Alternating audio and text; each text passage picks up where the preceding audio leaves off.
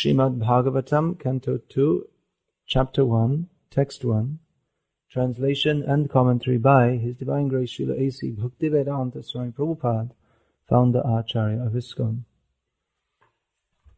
Sri Shukadev Goswami said, "My dear King, your question is glorious because it is very beneficial to all kinds of people. The answer to this question is the prime subject matter for hearing, and it is approved by all transcendentalists." Purport. Even the very question is so nice that it is the best subject matter for hearing. Simply by such questioning and hearing one can achieve the highest perfectional stage of life. Because Lord Krsna is the original Supreme Person, any question about Him is original and perfect. Lord Sri Chaitanya Mahaprabhu said that the highest perfection of life is to achieve the transcendental loving service of Krishna, because questions and answers about Krishna elevate one to that transcendental position. The questions of Maharaj Parikshit about Krishna philosophy are greatly glorified.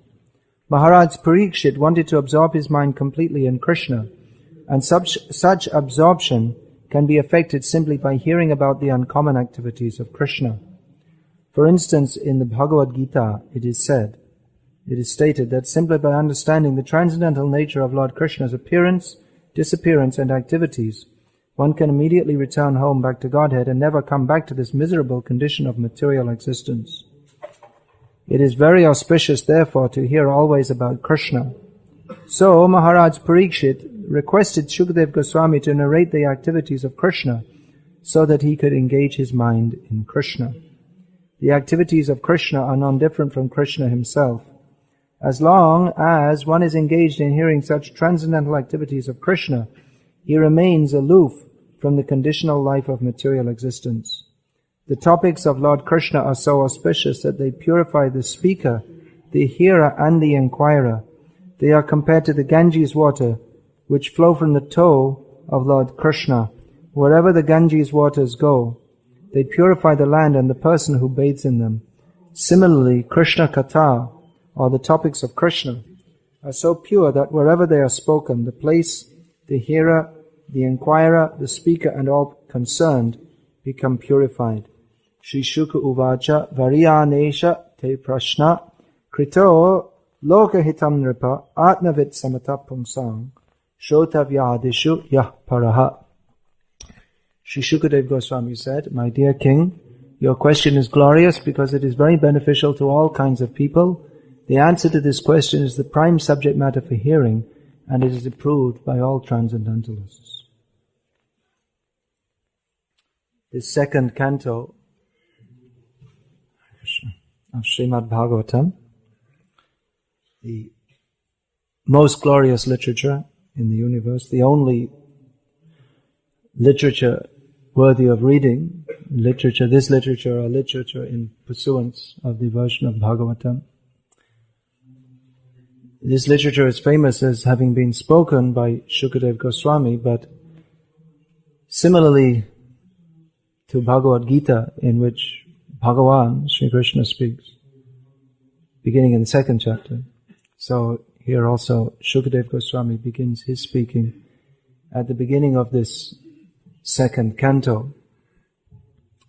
How he came to speak before Parikshit Maharaj, topics of Krishna, is explained in the first canto of Bhagavatam, how Parikshit Maharaj was cursed to die within 7 days, which actually happened. He apparently died, although that is called, for a devotee, the death, that's not called death, that's called vijay, conquering.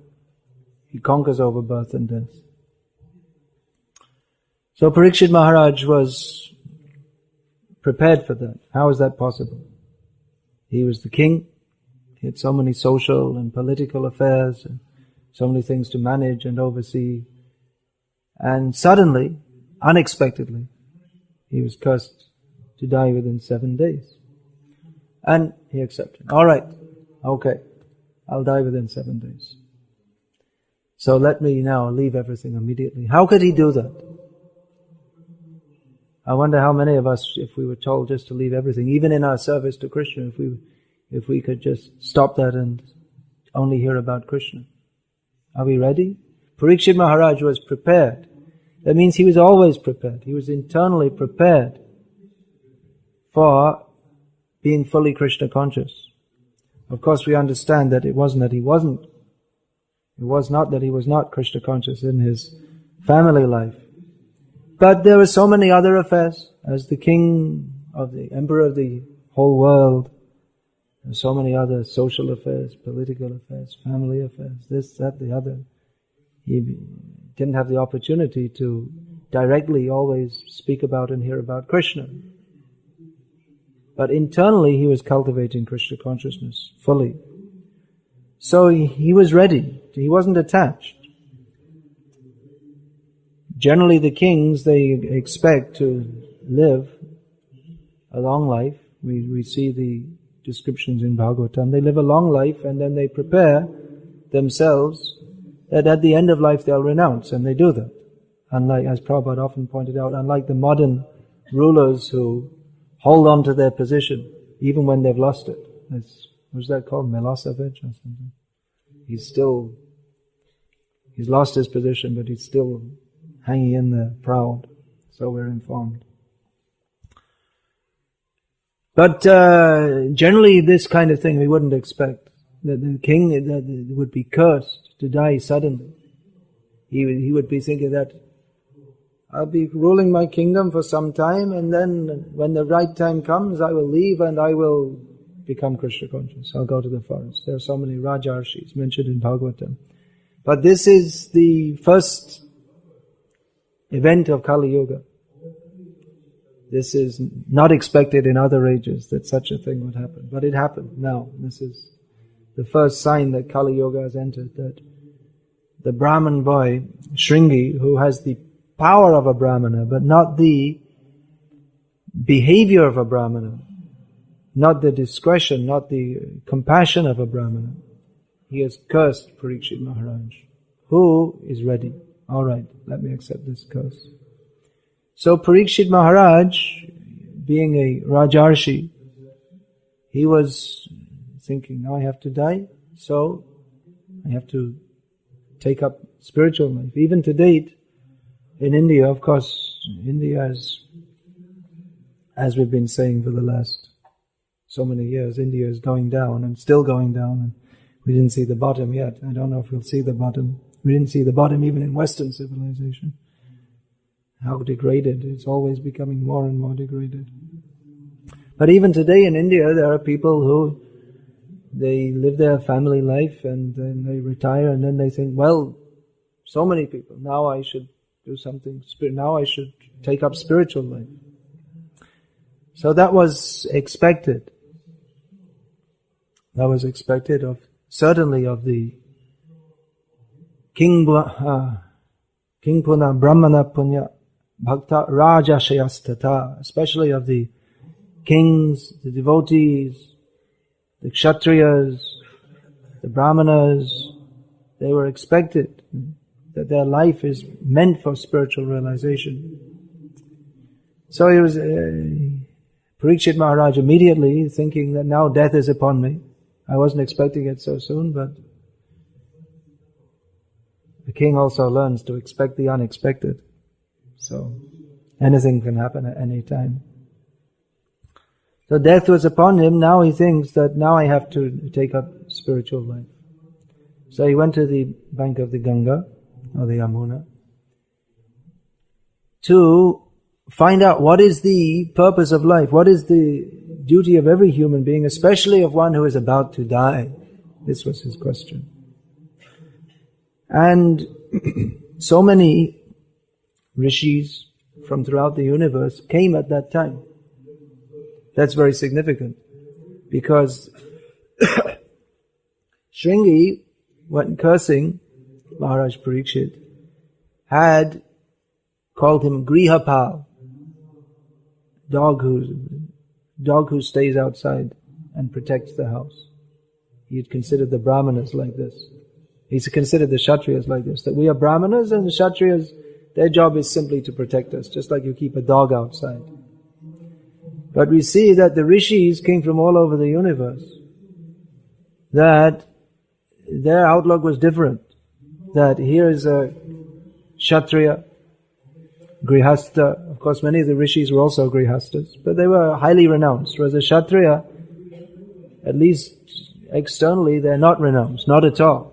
Big palaces and so many servants, and whenever they come into their assembly, the people will say, Maharaj ki jai ho, or whatever the equivalent is in Sanskrit. So they live a very opulent, luxurious kind of life. They have so many wives. They appear to be fully entangled. Whereas the rishis, they're very renounced.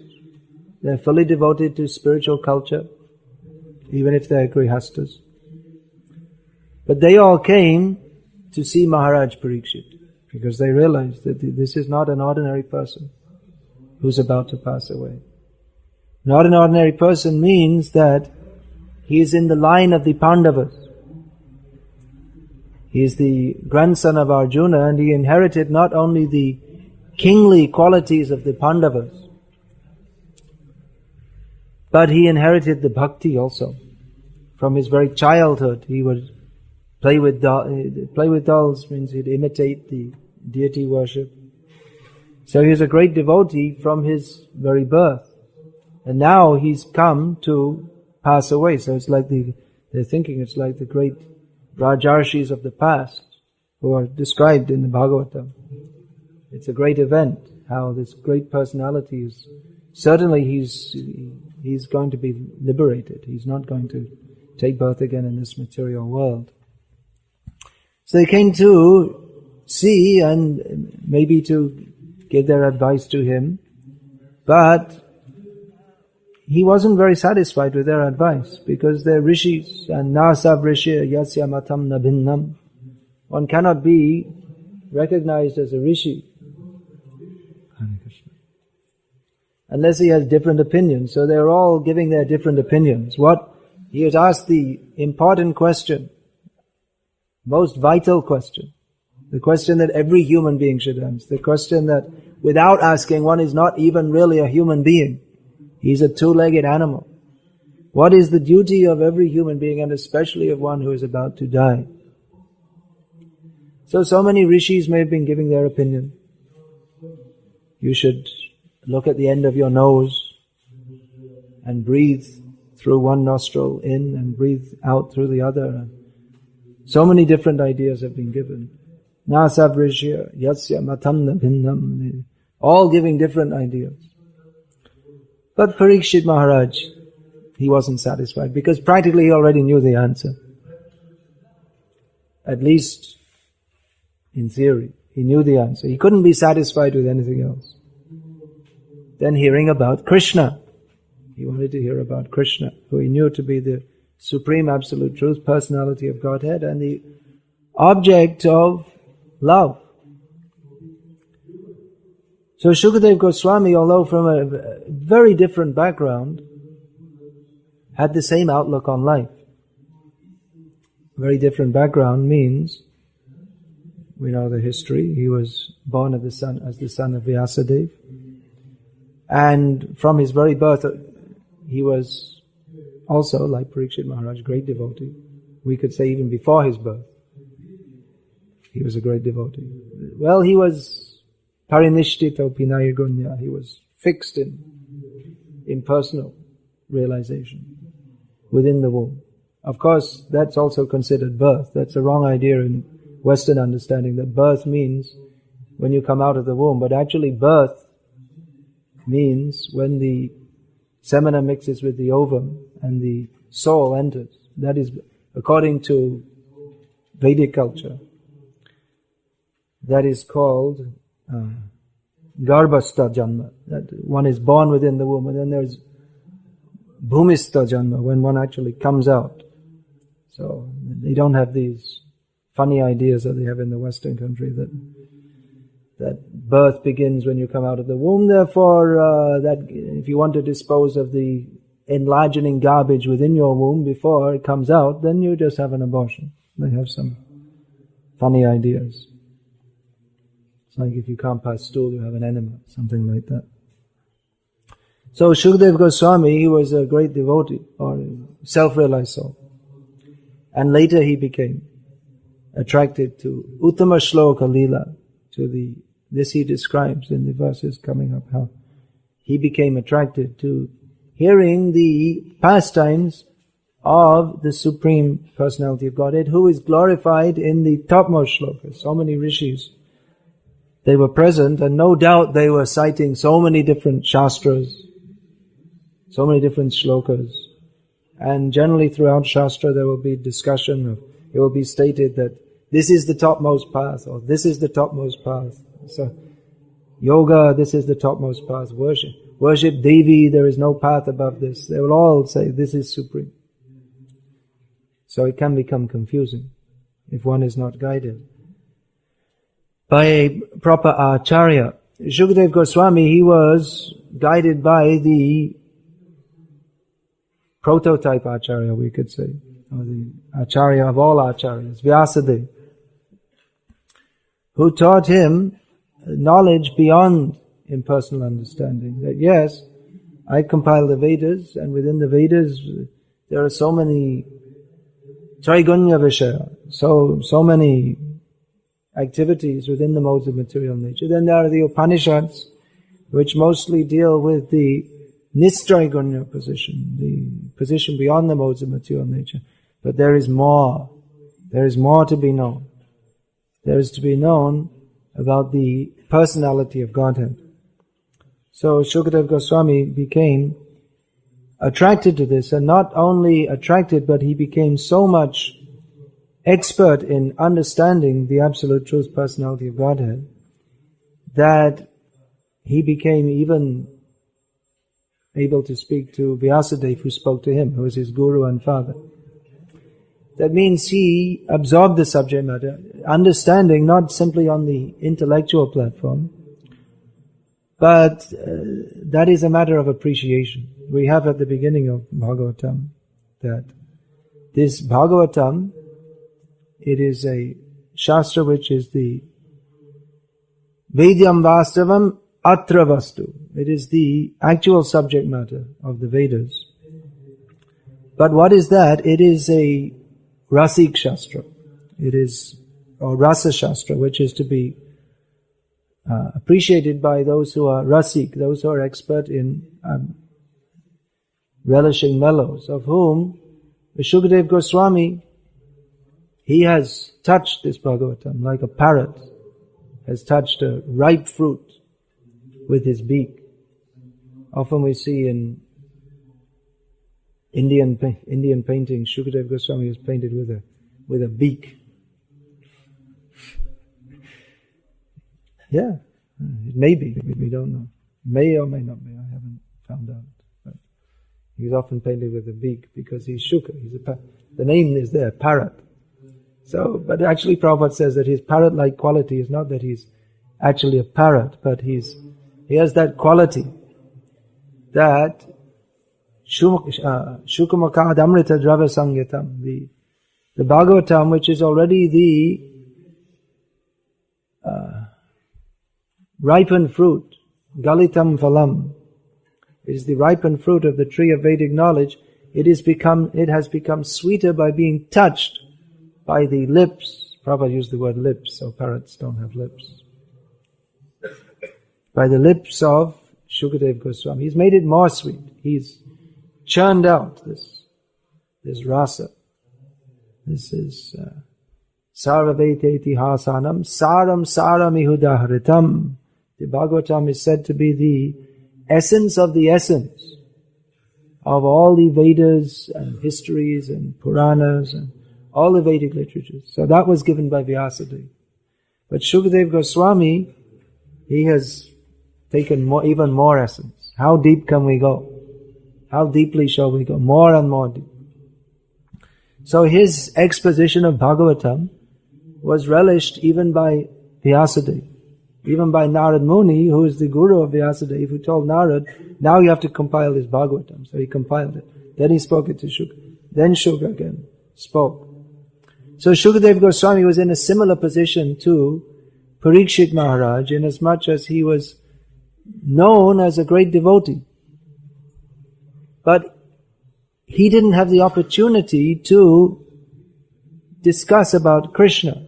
He left home. He left his father. He could have stayed with Vyasadeva and discussed more and more about Krishna Katha. But he was a very careful transcendentalist. He thought that Vyasadeva, he's Vyasadeva. He's not any ordinary person. He's the knower of all the Shastras. He's the guru of all Sampradayas. But still he's my father. So you have to be careful. I don't want to get entangled in materialistic way of thinking. So he left home. And then who will he speak with? The world is full of non-devotees. Who will he speak with? So he was simply wondering, appearing like a madman, that rather be considered mad than have to speak with these mad people. What will they understand?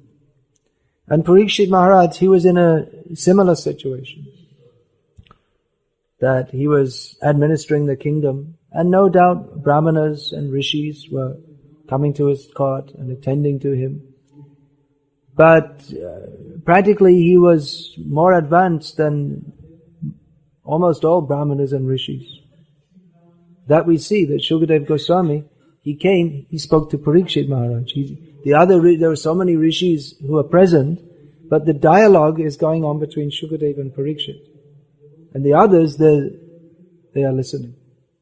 They have that humility to understand that we have to learn something here. Not like Shringi, who simply rejected Parikshit Maharaj. No, we have something to learn. He's asking us a question, but we're not able to give the proper answer. And they had enough humility that here is this young boy actually.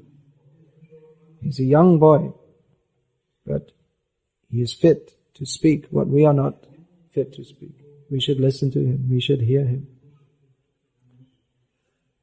Vridhatvam vaya samvina, that Prabhupada quotes. That is someone, we have to respect elderly people. But one may be considered elderly without age, without physical age. That means if he's experienced in knowledge. Generally we expect an older person to be more knowledgeable because you have more time to study.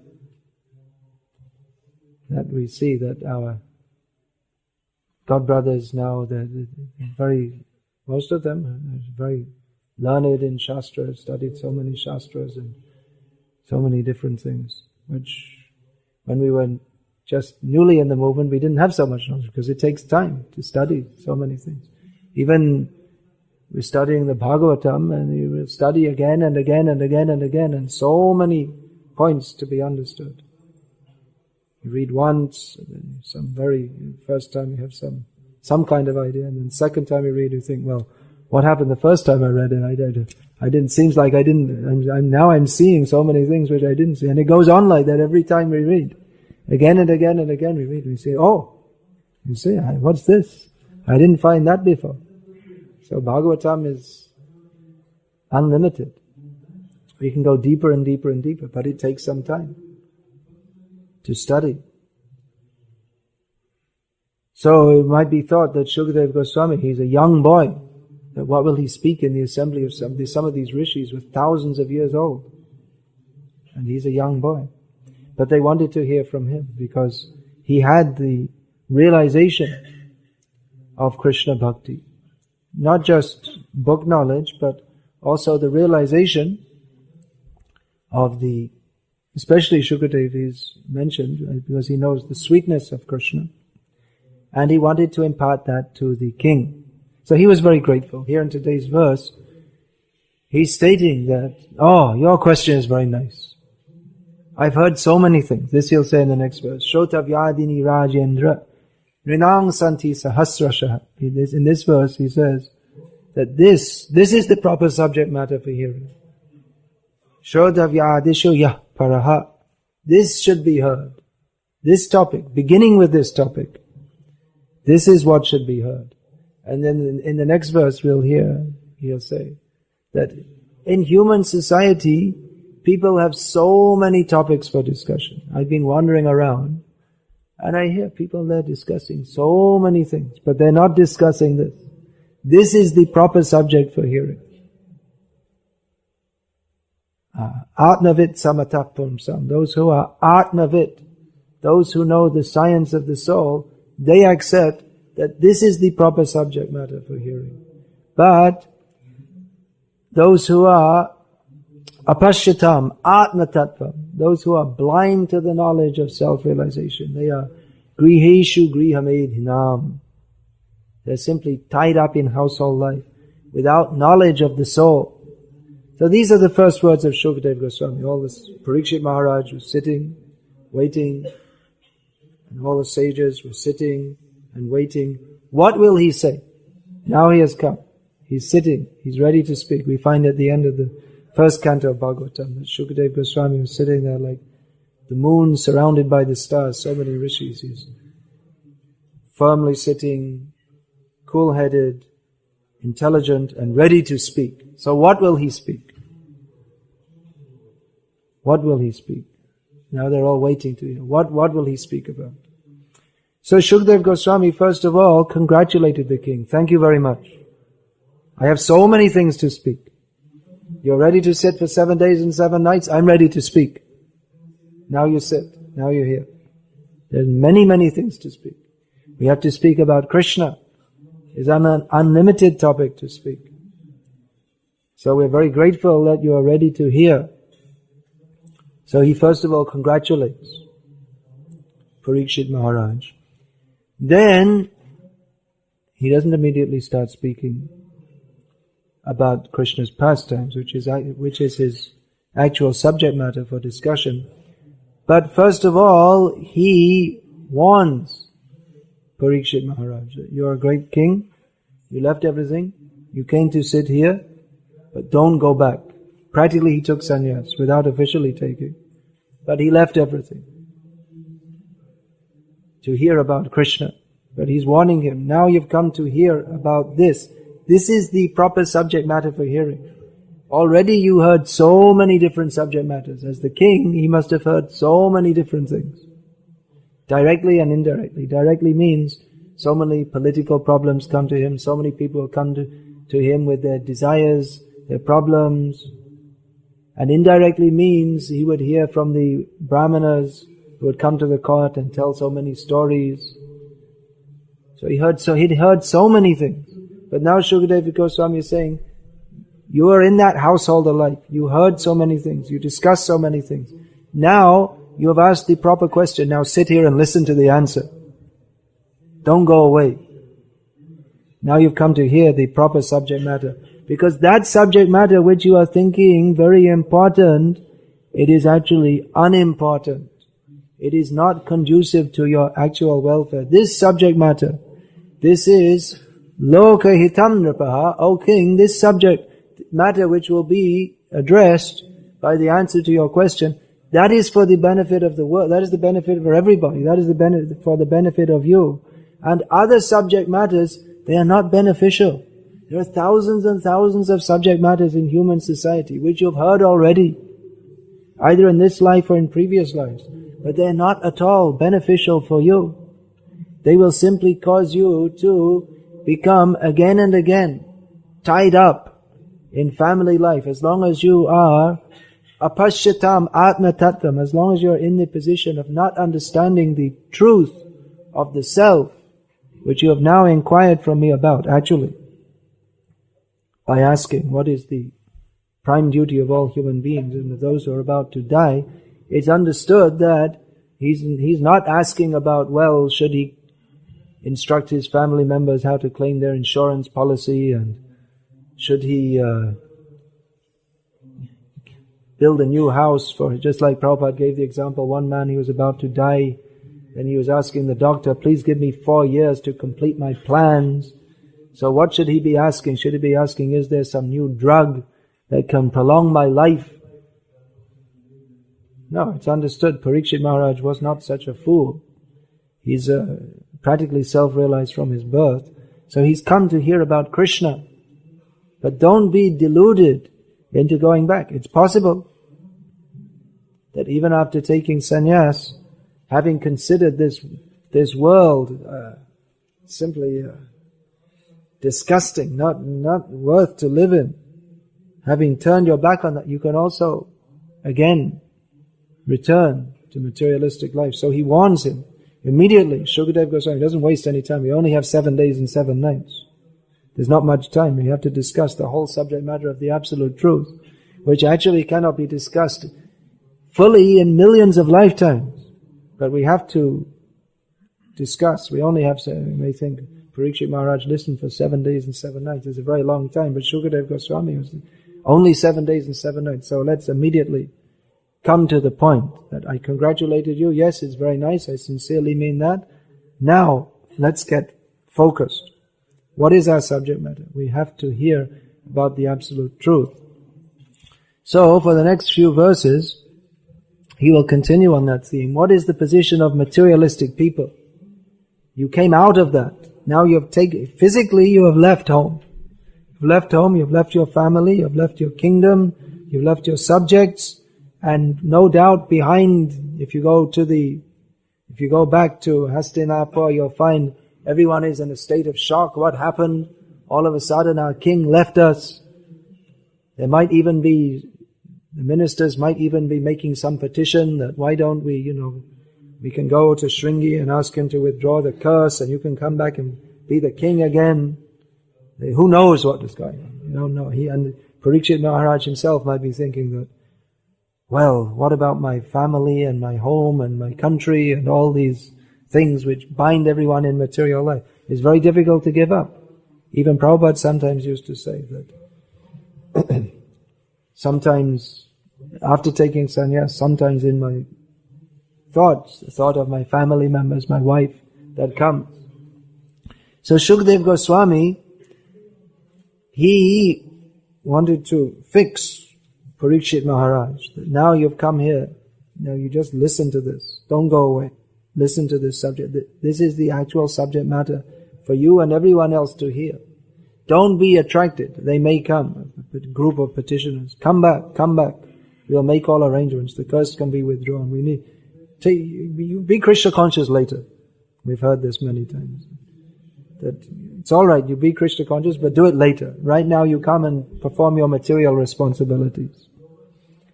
But Shukadev Goswami for the next few verses will explain what is the position of materialistic responsibilities. That nidrya hriyate naktam vyavayena chaya diva chaya vayaha divachateheya rajan kutumba bharane nava. That at night they spend, the materialistic people, they spend their time either in sleeping or sex indulgence, and in the daytime in maintaining their families. Which, if we hear it from another materialistic person, sounds very normal, honorable, respectable, and the proper thing to do.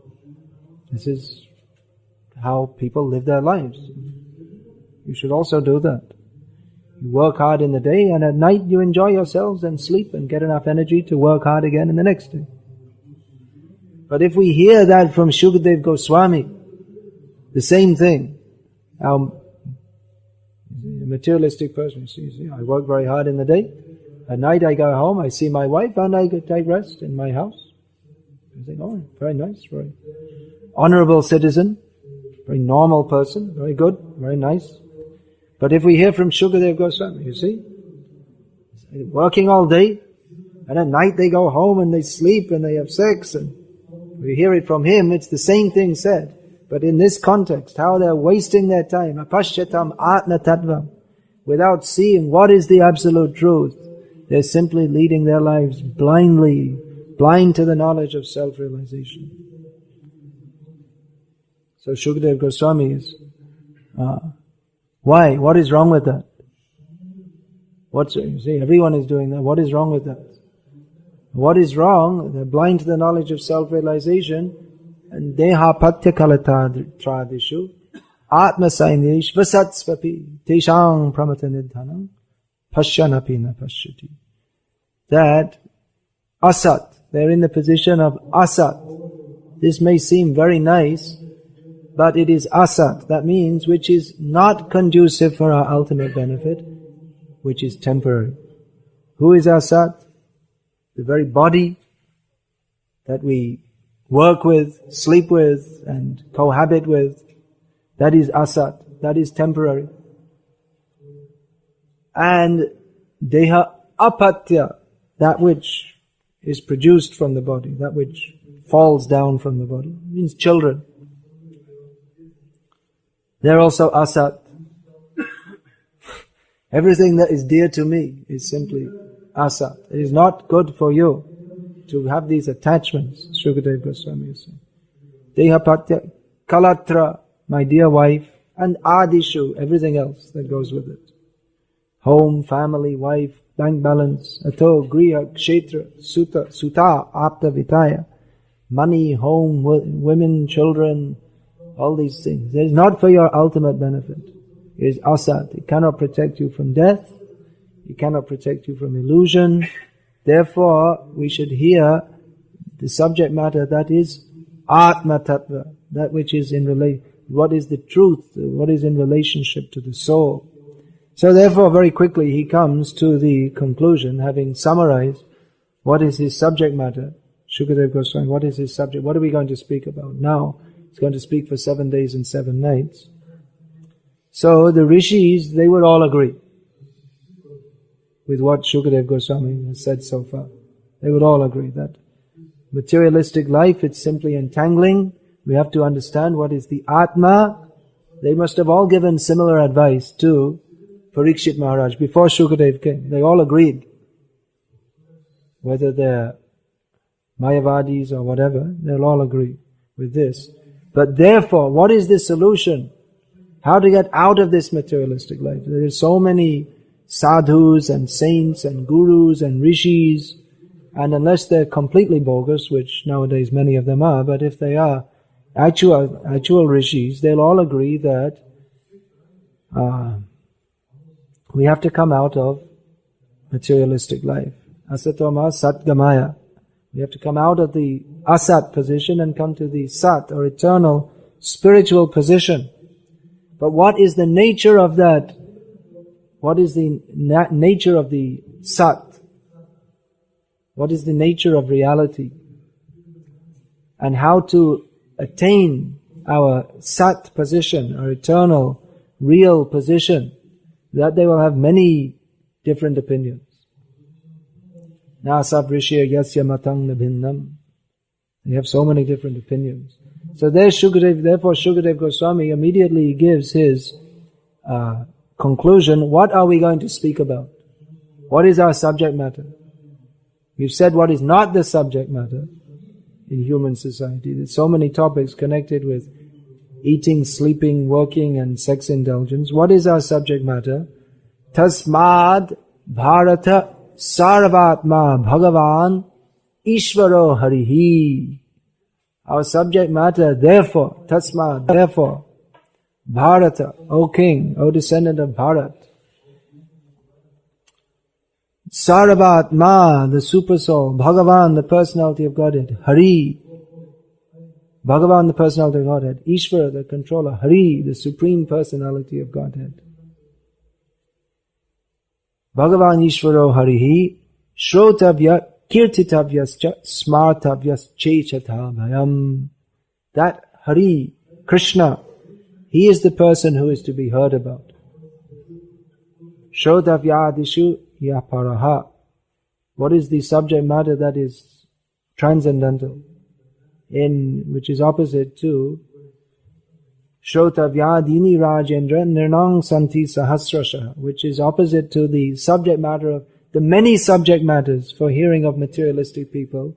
What is the one subject matter that is lokahitam, that is for benefit for all? That is the subject matter of Hari. So you should hear, and Kirtitavyas, that is to be chanted. I will speak, you will hear, and we shall therefore both remember. We should remember Krishna.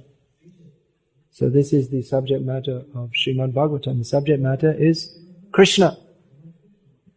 and Krishna and our relationship with Krishna. That not Krishna, how we will, by the blessings of Krishna, we will enjoy this material life. That is not the subject matter of Shukadeva Goswami. He's not interested, he's in material life. He's absolutely disinterested. Uninterested. He's uninterested and disinterested. He has either way. He's not interested in material life. He's completely detached. But he's completely attached to Krishna. He wants to speak about Krishna. And by the association of Parikshit Maharaj, so many truths of Krishna will come to his lips, which he will share with the world. So there are many verses, the whole Bhagavatam begins, how Shukadeva Goswami explains how he himself came to study this Bhagavatam, that now he's going to speak about Krishna, he's going to speak Srimad Bhagavatam. We have 7 days and 7 nights. There's enough time. We're going to speak Srimad Bhagavatam. So how he himself came to speak, or how he came to hear that Srimad Bhagavatam. Why this Srimad Bhagavatam? Why this subject matter? We're going back. Smartavyas Chechatabayam. Those who want to be free from fear, they should hear about, chant about, and remember Krishna. But generally death is considered fearful. But those who are Atmavit, Atma Tattvavit, those who know the science of the soul, they are not afraid. So how to be free from fear? The best Atma Gyan, knowledge of the self, which frees us from fear, is knowledge of the self in relationship with Krishna. So this Shukadeva Goswami is explaining, and he immediately gives the answer to Parikshit Maharaj, that this is the highest perfection of life. Etavan Sankhya Yogabhyam Swadhama Parinishthaya Janmalabha Parapungsam Ante Narayana Smritihi. This is the answer. That you various rishis are here. They may be Sankhya, followers of Sankhya system, or yogis. They may be karmis, or those who are advocating karma kanda, swadharma parinishthaya. But whichever process you take, the ultimate perfection is at the time of death to remember Narayana. So this subject matter is to be discussed. The subject matter of Narayana, the Supreme Personality of Godhead. And Shukadeva Goswami further qualifies this, that Prayena Munayo Rajan Nivritta Vidhi Shedataha Nairgunya Staramante Sma Guna Katane Hare. That mainly the topmost transcendentalists, there are so many transcendentalists here, but those who are the topmost transcendentalists, those who are beyond the modes of material nature, those who are not simply speaking about being liberated, but who are factually liberated, they take pleasure in discussing the topics of Krishna. So he's making his presentation. The topmost subject matter for hearing is Krishna, and this is why. That those who have not just speaking about being beyond the modes of material nature, but those who have gone beyond the modes of material nature, and they discuss about Krishna. So this may be a very surprising revelation to those who are interested in the Nirbhed Brahma, the absolute truth without any differentiation, without any differences. Those who are interested in impersonal realization. So to qualify why he will speak the Bhagavatam and the fact that the Bhagavatam should be spoke, Shukadeva Goswami introduces that why he himself, who was coming from that background apparently of being an impersonalist, why he himself came to hear the Bhagavatam. He says, he gives the example of his own life. Idang Bhagavatam nama Puranang Brahma Samitam. This Bhagavatam, which I'm about to recite to you, known as the Bhagavatam, it is the essence of all the Vedas. The rishis, they are Nasavrishe yasya matanga binnam. They are followers of different parts of the Vedas. And in the Vedas there are so many different opinions propagated, apparently. Tarka apratishta shruteyo vibhinna. The Shrutis, the Vedic literatures, they have apparently so many different messages. And then the rishis interpret and you get more messages. But as far as I'm concerned, adhitavan dvaparado pitur dvaipayanadaham. That I heard from Vyasadeva, who's my father, Dvaipayana Vyas, Krishna Dvaipayana Vyas. He taught me what is the Brahma Samitam, what is the essence of all the Vedas, which is this Srimad Bhagavatam. So I'm confident that, because I heard from Vyasadeva, who compiled all the different literatures that you're all arguing over, but he himself told me what is the essence, which is this Srimad Bhagavatam, the essence of all the scriptures. So I studied this at the beginning of the Dwapara Yuga, at actually the end of Dwapara Yuga. Now it's Kali Yuga.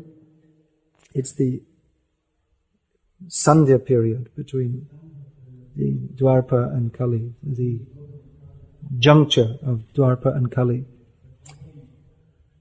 So he gives the example of his own life. That you see, Vyasadeva, he is given the Srimad Bhagavatam as the essence of all scriptures. And although the impersonalists, they may have a hard time accepting that, but I was also an impersonalist. Parinishtito, pinarigunya. I was fixed in the impersonal concept of understanding the absolute truth. But Uttama Shloka Lidaya, the pastimes of the Supreme Personality of Godhead. Grihita Cheta Rajarshe. O King, you are a great Raja and Rishi, you can appreciate this point. That I accepted that within my mind. I wanted to hear about the pastimes of Krishna. And therefore, Akyanam Yadadhitavan. Therefore, even though I was completely detached from all materialistic activities, I took the trouble to study the whole Bhagavatam under my father, which is quite a big job for someone who's supposed to be detached from doing everything. He was so detached, he didn't wear any clothes, he didn't speak, he didn't like to speak with anyone, he didn't like to live with his father. Of course, many people nowadays, they don't like to live with their father, but that's so they can have more sense gratification. But he wanted to have less sense gratification, even though he was living with Vyas. He was completely detached. Didn't even want to live in a cave with Vyas. But he took the trouble to study Srimad Bhagavata, which may be surprising. If you're already self-realized, then what more is there to do? You just be self-realized, that's all. There's nothing to do. But he took the trouble to study Srimad Bhagavatam, because he realized that beyond this non-differentiated impersonal Brahman, there is more. There is Krishna. This is to be understood. That when you go through all that trouble to be impersonal liberated, you can finally get situated in impersonal Brahman. But there's more. You can go further. Getting liberated isn't all in all. Beyond this material existence, there is spiritual existence, and not simply some merging, but activities. Uttama Shloka Leela, the activities of Krishna, which materialistic people cannot understand. It looks to them like materialistic activities. And even to impersonalists who are interested in negating material life, all activities appear to them material, so they may also consider Krishna's activities material. Therefore, when one comes to the transcendental position, then he can relish, he can understand what are Krishna's pastimes if he hears from a devotee. So Parikshit Maharaj, from the very beginning, he was a great devotee. So he was very grateful to hear from Shukadeva Goswami that he spent his whole life in activities, kingly activities. And undoubtedly he had some time and opportunity to hear about Krishna, but he didn't have the opportunity to be fully absorbed, as he now has the opportunity to simply hear about Krishna. And in this way, Shukadeva Goswami, he'll begin his narration. Hare Krishna. Well, we could go on with the whole, right up till the 10th canto, but we have a time limit here, which is, according to my watch, going to come in just less than 40 seconds.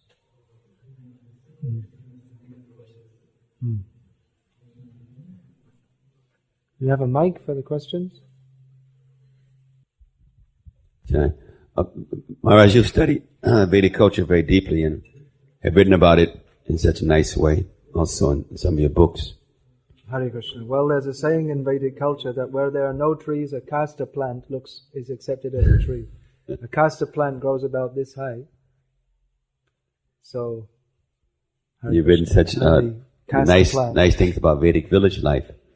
Most of our devotees here, they're householders, but the majority of them are living outside of the temples. So maybe you could offer them some more specific advice of how they can go on with their Krishna consciousness as householders who are basically working in different environments. Yes. Or some in school, but outside of the temples. There's very much need for that. Well, that's a very big subject in itself, isn't it? That's a very big subject. I've collected literally hundreds of pages of notes on a book I intend to write at some point in time called Family Life in Krishna Consciousness, which may seem strange that a sannyasi would be thinking to write such a book, but who are we preaching to? Sannyasi is supposed to preach, and most of the people we're preaching to are people in family life, but we see people are so much disturbed in their family life that even to discuss about Krishna consciousness, they're mostly just thinking of how to maintain their family position, and so I have lots of notes, and eventually at some point in time before Dehanta Prapti, I want to make a book. But as it is a very big subject, I'll just say what Chaitanya Mahaprabhu said, that when his household, the disciples, asked him, what does it mean to be a Vaishnava? Then Chaitanya Mahaprabhu said, Asat Sangatya Vaishnavacha, giving up bad association. That is the essential principle of Vaishnava life. But that is the essential problem of householder life in the modern world also. That the association with Asat, that which is Asat, it's a big problem. For living and working, you have to associate with so many people who in their basic behavior may be what we would call normal, decent human beings, but who are not Krishna conscious. So the association tends to be contaminating. Therefore, we have to make a strong effort. Actually, strong temples are very important. I think we're realizing this in the present age of ISKCON, where we don't have strong temples in many places, that the importance of having strong temples where devotees who don't have that strong association on a regular basis, they can come and get refreshed by the surcharged atmosphere in the temples. Association on the Sat platform, that will help us. Now, if we're just living at home and we don't have much devotee association, well, we have this. We have Srimad Bhagavatam.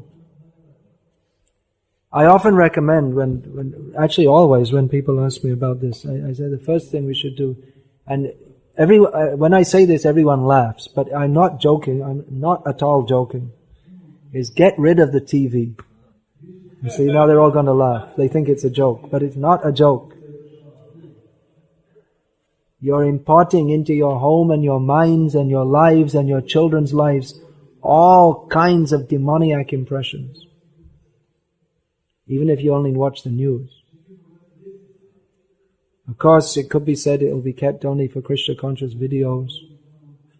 It's dangerous. It's better to study Srimad Bhagavatam and have deity worship at home. Come home in the evening and take a bath and sing to the Lord. He likes that. So actually you could probably say much more being here in the Western countries and having so much experience interacting with people. I'm more of a theoretician, but it's good theory. Throw out the TV and chant Hare Krishna.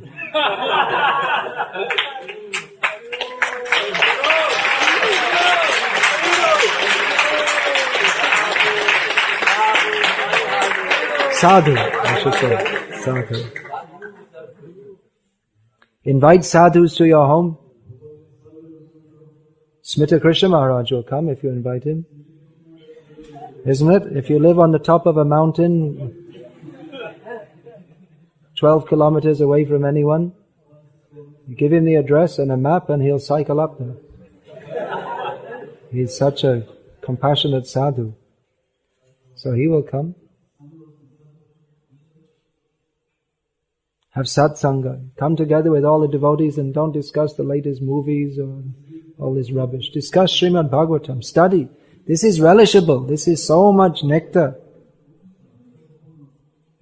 Prabhupada said, if you ever get time, read my books. So do that. It's a little effort maybe because we have to apply our minds.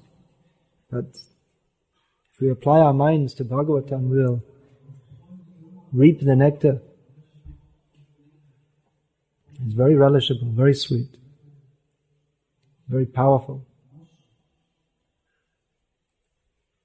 I'd like to say something more about this. The father of congregational preaching in Germany, we heard, and Serbia, Croatia, and all these countries.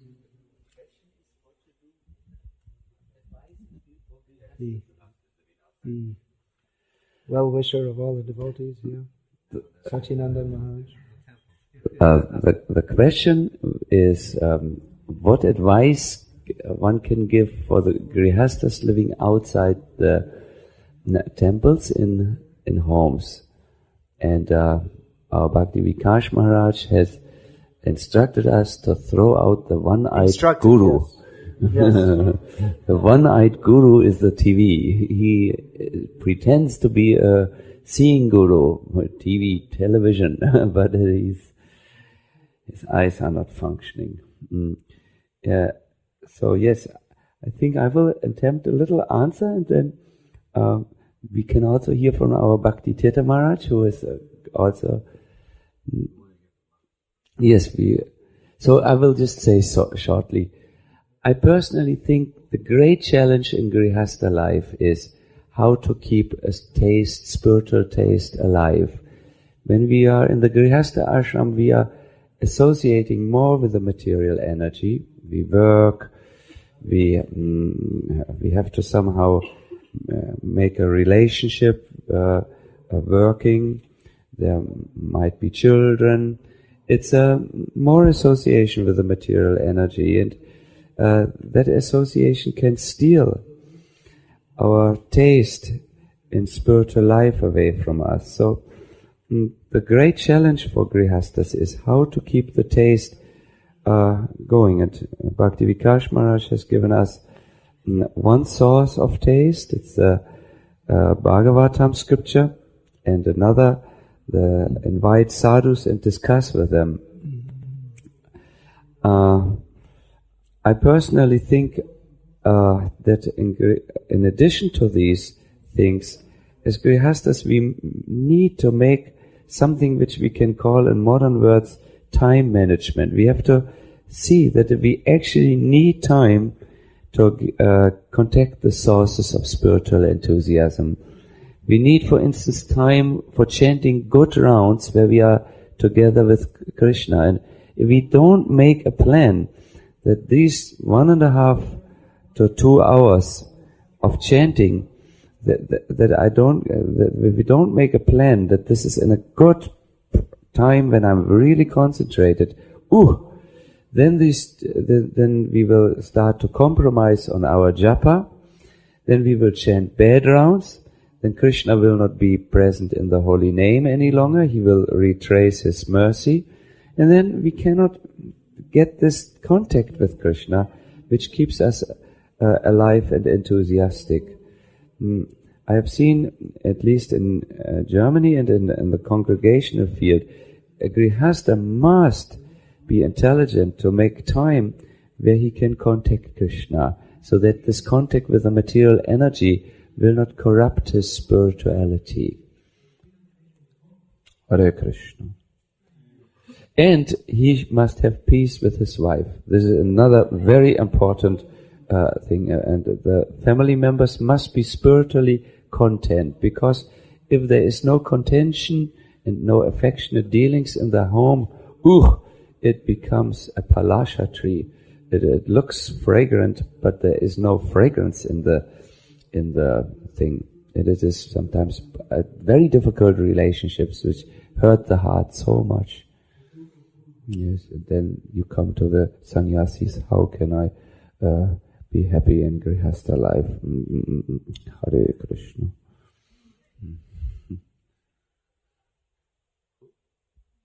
I will not talk so long because we want. Yeah. Well, Admira says we want to hear from you as much as possible so we can milk you like a cow. So maybe you can take another 1 or 2 questions from the devotees.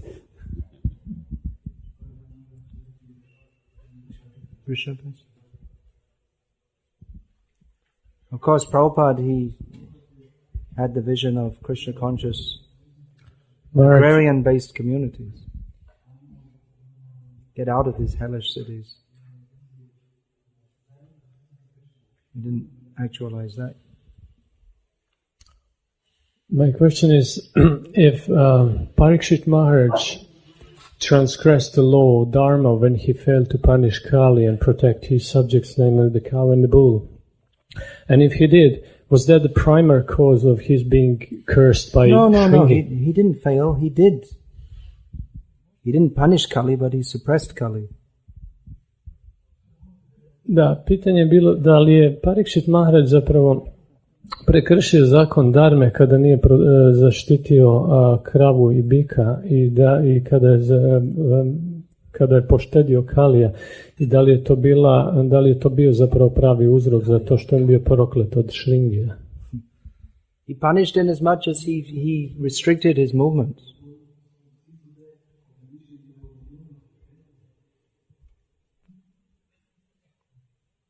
But Kali being Kali, he wasn't grateful, so he wanted to drive Parikshit Maharaj out so he could have unrestricted access. So he ended the consciousness of Shringi.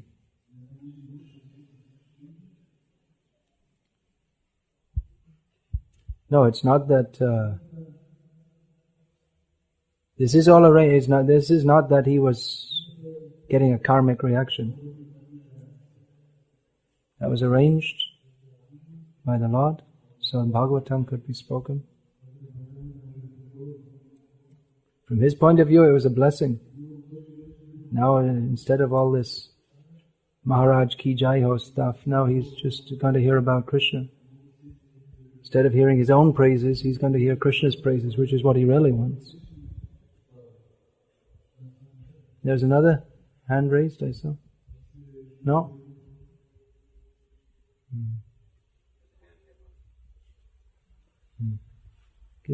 Just wait, get the mic. Haribal here.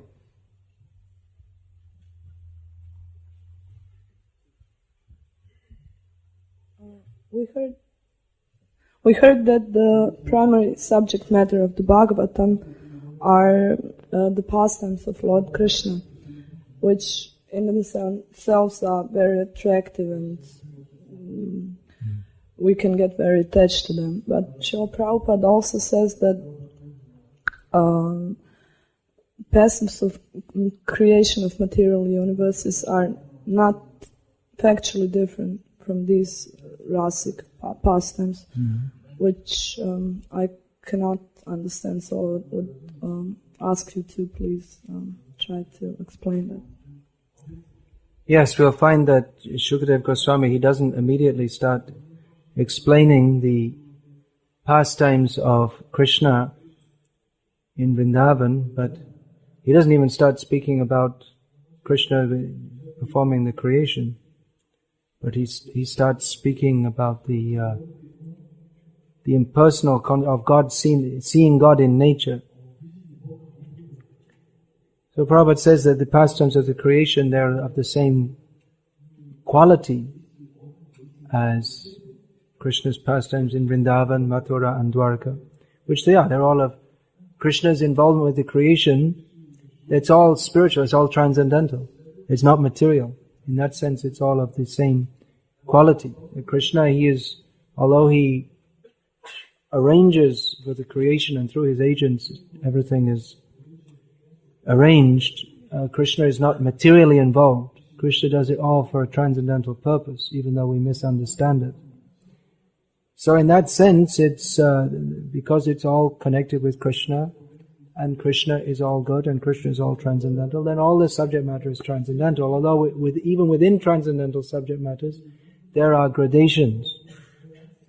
That is why Chaitanya Mahaprabhu, he accepted that Ramya Kachid Upasana Vrajavadhu Vargena Ya Kalpita, that the best mode of worship of Krishna is that of the gopis in Vrindavan.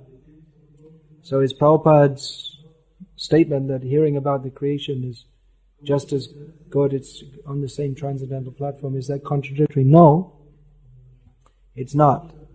Because they're both on the transcendental subject matter.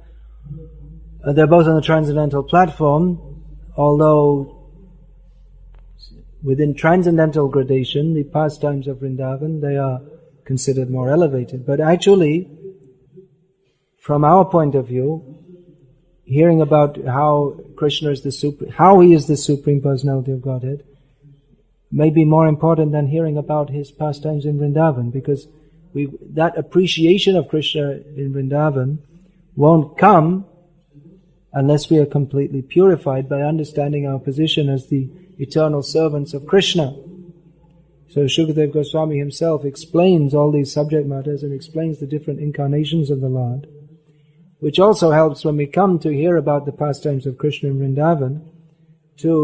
There's always this dichotomy going on that, yes, he's a little cowherd boy holding a piece of yogurt and rice in his hand, and yes, he's simultaneously the Supreme Personality of Godhead. That he is the Supreme Personality of Godhead, and he's acting as a cowherd boy. That adds to the sweetness of understanding Krishna.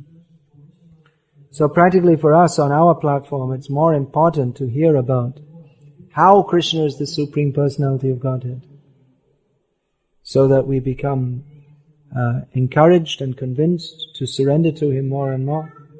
Because appreciation of Krishna's, of the rasa of Krishna Lila, that can only come to those who are purified, surrendered souls.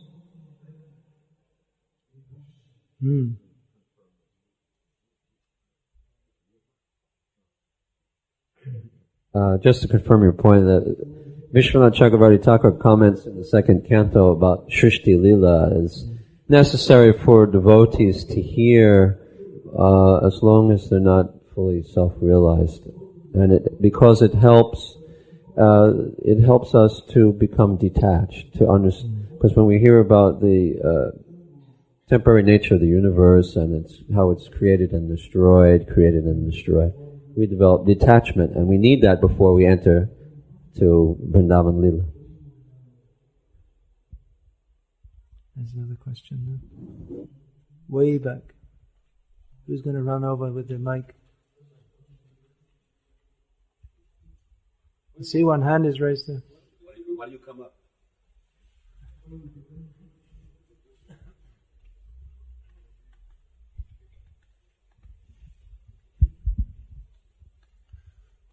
Ja bih htio da pitam Guru Maharaja, par pitanja imam za njega. Sorry? He has few questions. Few. Koja je razlika između Maybe just make it one now. vještačke odvojenosti i prave odvojenosti, istinske odvojenosti? Okay. What is the difference between, the first question, what is the difference between real detachment and superficial or external detachment? Well, the answer comes in the language itself.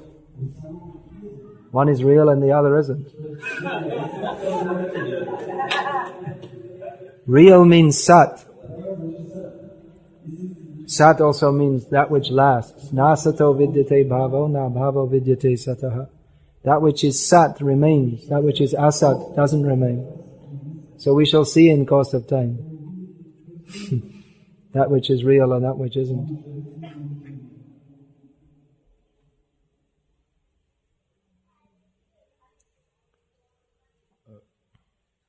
Hvala. Hare Krishna. Drugo pitanje.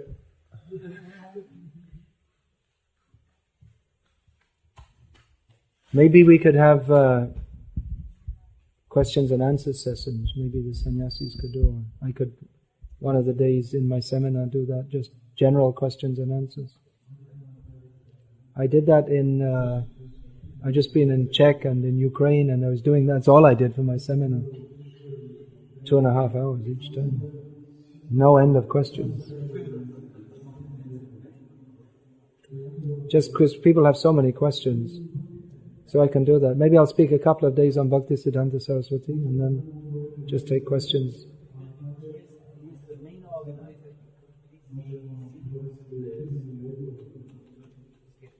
Yeah, well, I can just do it in my seminar. I have a seminar also, which is also why I'm looking at my watch, because it's supposed to begin at 10 o'clock. And is it? Okay, well, I wouldn't mind taking a little prasadam also. You're talking about Sugadev.